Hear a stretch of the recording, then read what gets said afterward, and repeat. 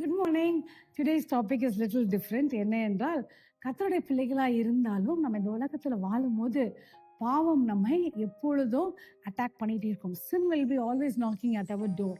So we cannot say, oh, I've never sinned, நான் பாவமே செய்யல அப்படின்னு சொன்னாக்கா அது பொய்யாகி விடும். Because in life, until we go to heaven, இந்த உலகத்துல வாழும் வரைக்கும் this is a sinful world. So as a child of God, we will be doing a lot of things that are that will displease God.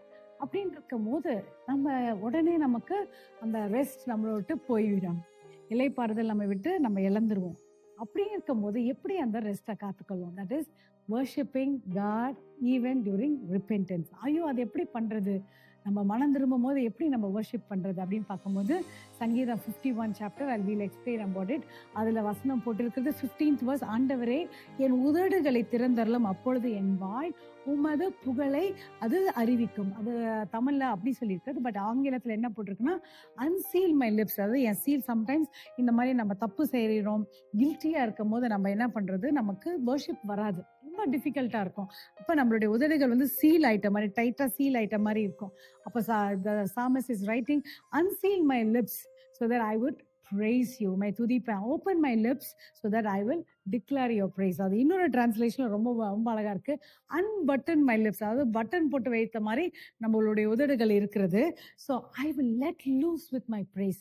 என் உதடுகளை unbutton பண்ணிட்டா நான் துதியை அப்படியே அவிழ்த்து நான் விட்டுடுவேன் அப்படின்னு சங்கீதக்காரன் சொல்லுகிறார். ஆனா இந்த சங்கீதத்தை அவர் எழுதும் போது he was not in a good situation, very very bad situation.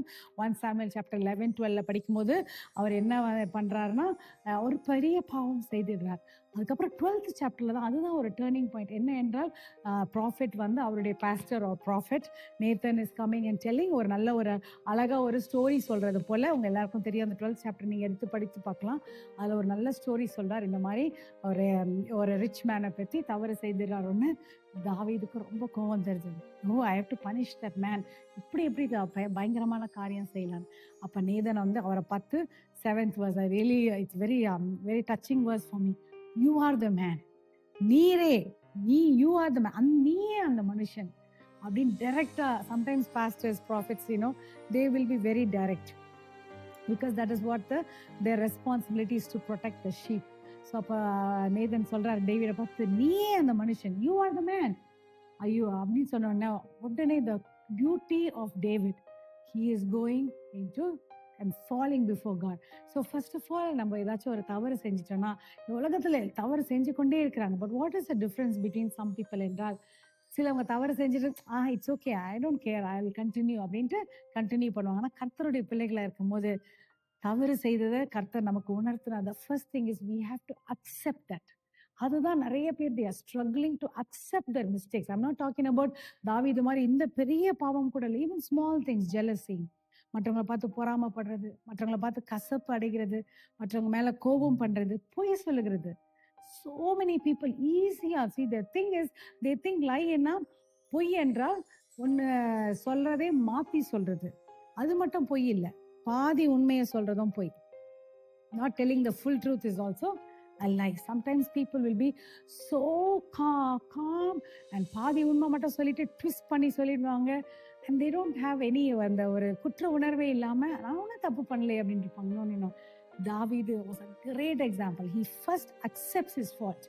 உடனே அவர் வந்து சொல்றார், I have sinned. 13th verse, I have sinned against the Lord. கர்த்தரிடத்துக்கு எதிராக நான் வந்து பாவம் செய்து விட்டேன்.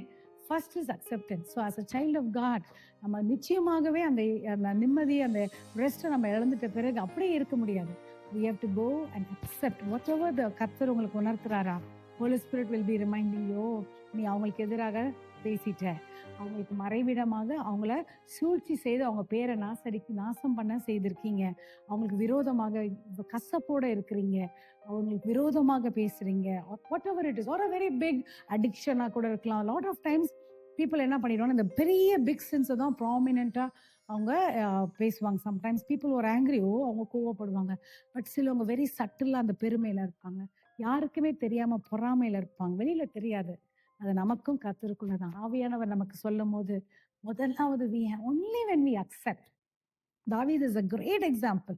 சரி, நான் கர்த்தருக்கு விரோதமாய் பாவம் செய்தேன் என்றான். 13ஆம் வசனம். அப்பதான் அந்த சங்கீதத்தை எழுதுறார். 51 சாப்டர் இஸ் a பியூட்டிஃபுல் சாம். அத எழுதுறாரு. அவர் சொல்றார், நான் கர்த்தருக்கு விரோதமாக பாவம் செய்தேன். So first is acceptance. ஏன்னா நம்ம அக்செப்ட் பண்ணாம we can go in for repentance. அந்த 51 சாப்டர்ல அழகா எழுதுறாரு.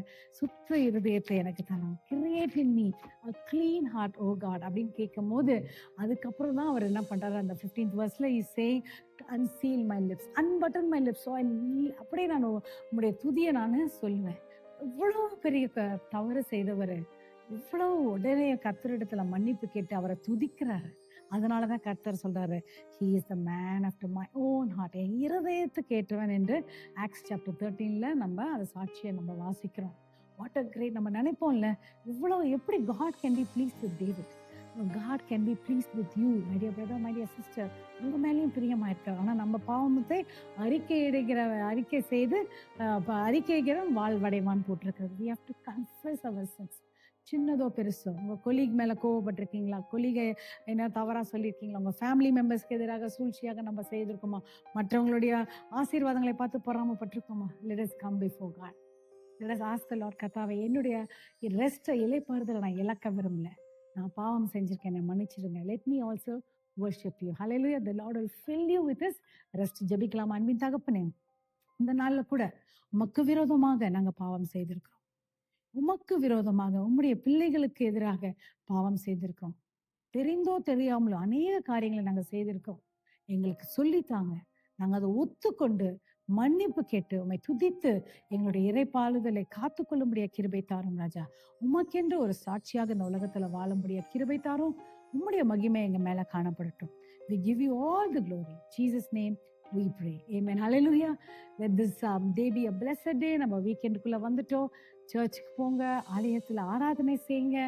உண்மையாக அவருடைய சமூகத்தை தேடி வரும்போது என்ன சூழ்நிலையா இருந்தாலும் கர்த்தருடைய ரெஸ்ட் உங்களுக்குள்ள எப்பொழுதும் நிறைவாக காணப்படும். You are a blessing. We are praying for you. Be blessed.